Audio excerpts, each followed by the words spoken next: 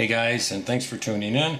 Today I'm going to show you how to install a Tritium bar adjustable NOVAK sight, which is the model number is LMA04.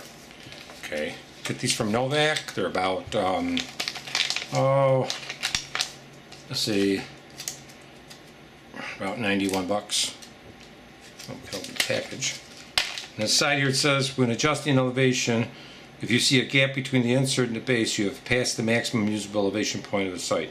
Turn the elevation screw clockwise until the gap is closed.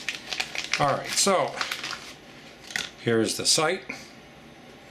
It is adjustable. Sorry about my hands, they're filthy. I was out in the garden.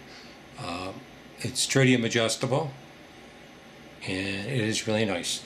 To install them, you'll just need a little wrench, and this is a T10 Torx. It will fit right in there, right there. What you can do is you can use a little glue. You can use a little lubricant. Just blast it a little bit in there. A little lubricant, shake it. I'll show you the gun is empty. It is empty. See, no bullets in it. Okay, so just take that. All you have to do is make sure it's backed off there. These are actually fitted right for the gun, so they slide right in pretty easy. Line it up.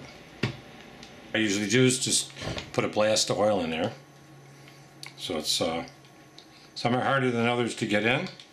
There, we got it on. I kind of like the black. I might just leave this black one on here. I have a colored one.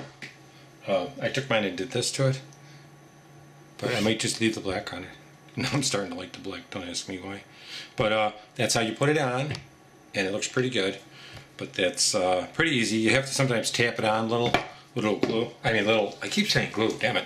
You have to tap it on with a wooden dowel and like this, and sand it down a little. But that's the tritium sight on a gun, how it kind of looks. It is adjustable. Okay, thanks a lot guys, and have a great day.